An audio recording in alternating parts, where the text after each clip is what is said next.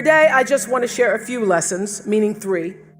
The three lessons that have had the greatest impact on my life have to do with feelings, with failure, and with finding happiness.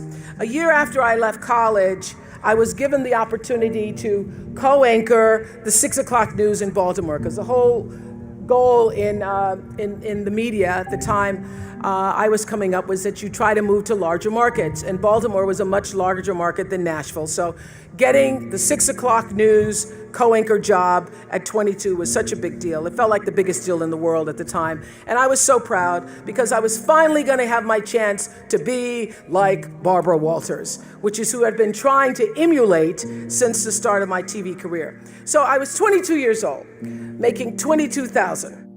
And yet it didn't feel right. It didn't feel right. The first sign was when they tried to change my name. The news director said to me at the time, "Nobody's going to remember Oprah, so we want to change your name. We've come up with a name we think that people will remember and people will like. It's a friendly name, Susie." But my name wasn't Susie. And I'd grown up not really loving my name, because when you're looking for your little name on the lunch boxes and the license plate tags, you're never going to find Oprah. So I grew up not loving the name, but once I was asked to change it, I thought, well, it is my name. And do I look like a Susie to you? So I thought, no, it doesn't feel right. I'm not going to change my name. And if people remember it or not, that's okay. And then they said they didn't like the way I looked. This was in 1976, where your boss could call you in and say, "I don't like the way you look." So I was juggling these messages of expectation and obligation and feeling really miserable with myself. I'd go home at night and fill up my journals, because I've kept a journal since I was 15, so I now have volumes of journals. So I'd go home at night and fill up my journals about how miserable I was and frustrated, and then I'd eat my anxiety. That's where I learned that habit. And after 8 months, I lost that job. They said I was too emotional, I was too much. But since they didn't want to pay off the contract, they put me on a talk show in Baltimore. And the moment I sat down on that show, the moment I did, I felt like I'd come home. I realized that TV could be more than just a playground, but a platform for service, for helping other people live their lives. And the moment I sat down doing that talk show, it felt like breathing. It felt right. And that's where everything that followed for me began. And I got that lesson.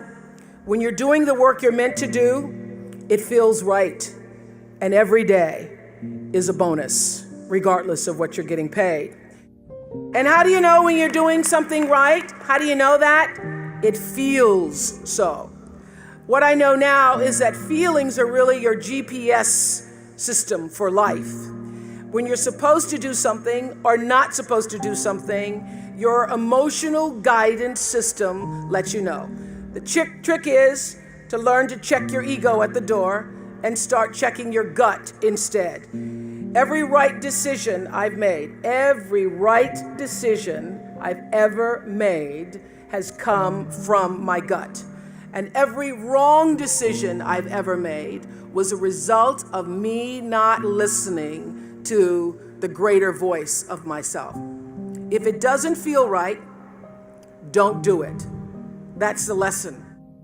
Even doubt means don't. This is what I've learned. There are many times when you don't know what to do. When you don't know what to do, get still. Get very still until you do know what to do.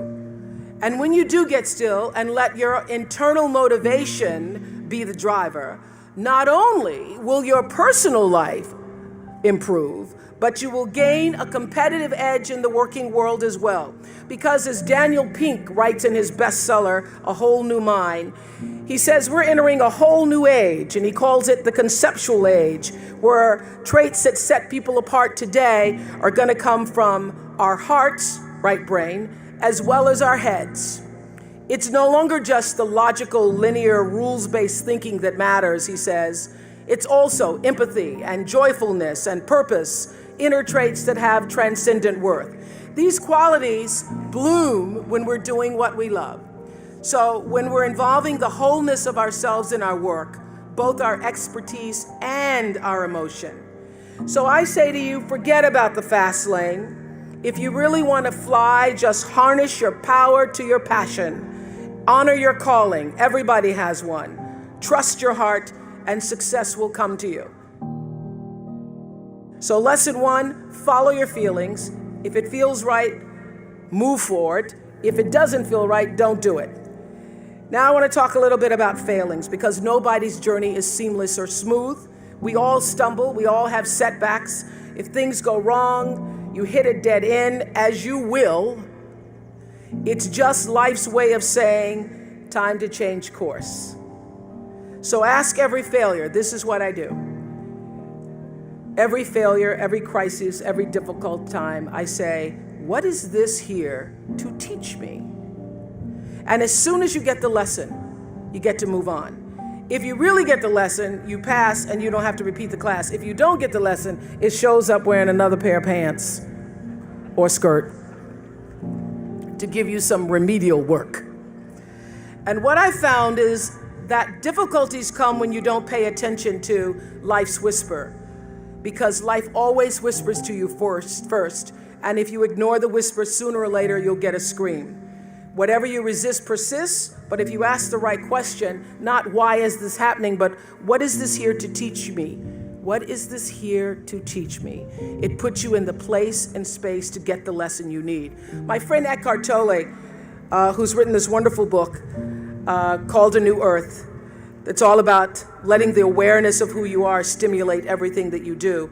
He puts it like this. He says, don't react against a bad situation, merge with that situation instead, and the solution will arise from the challenge. Because surrendering yourself doesn't mean giving up, it means acting with responsibility. Okay, many of you know that, as President Hennessy said, I started this school in Africa. And I founded the school where I'm trying to give South African girls a shot at a future like yours. And I spent 5 years making sure that school would be as beautiful as the students.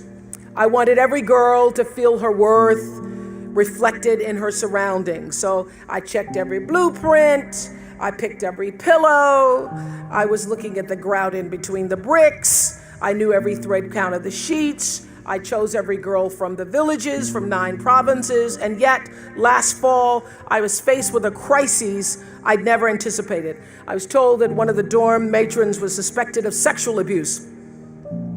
Well, that was, as you can imagine, devastating news.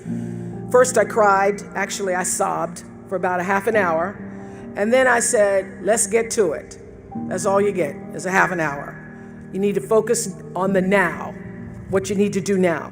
So I contacted a child trauma specialist. I put together a team of investigators. I made sure the girls had counseling and support.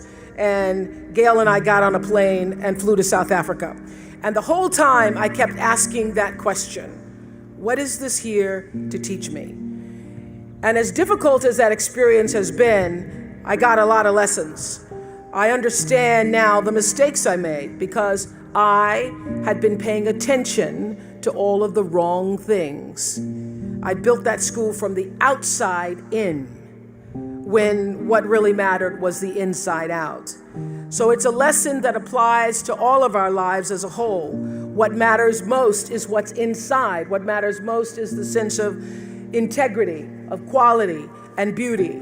I got that lesson. And what I know is that the girls came away with something too. They've emerged from this more resilient and knowing that their voices have power. And their resilience and spirit have given me more than I could ever give to them, which leads me to my final lesson, the one about finding happiness. Not a small topic, this is, finding happiness. But in some ways, I think it's the simplest of all. Gwendolyn Brooks wrote a poem for her children. It's called Speech to the Young, Speech to the Progress Toward. And she says at the end, live not for battles won, live not for the end of the song, live in the along. She's saying, like Eckhart Tolle, that you have to live for the present. You have to be in the moment. Whatever has happened to you in your past has no power over this present moment because life is now. But I think she's also saying, be a part of something. Don't live for yourself alone. This is what I know for sure. In order to be truly happy, you must live along with, and you have to stand for something larger than yourself, because life is a reciprocal exchange. To move forward, you have to give back. And to me, that is the greatest lesson of life. To be happy, you have to give something back. So whatever field you choose, if you operate from the paradigm of service, I know your life will have more value and you will be happy. I was always happy doing my talk show, but that happiness reached a depth of fulfillment, of joy that I really can't describe to you or measure when I stopped just being on TV and looking at TV as a job and decided to use television, to use it and not have it use me, to use it as a platform to serve my viewers. That alone changed the trajectory of my success. So I know this, that whether you're an actor, you offer your talent in the way that most inspires art. If you're an anatomist, you look at your gift as knowledge and service to healing. Whether you've been called, as so many of you here today, getting doctorates and other degrees, to the profession of business, law, engineering, humanities, science, medicine. If you choose to offer your skills and talent in service, when you choose the paradigm of service, looking at your life through that paradigm, it turns everything you do from a job into a gift.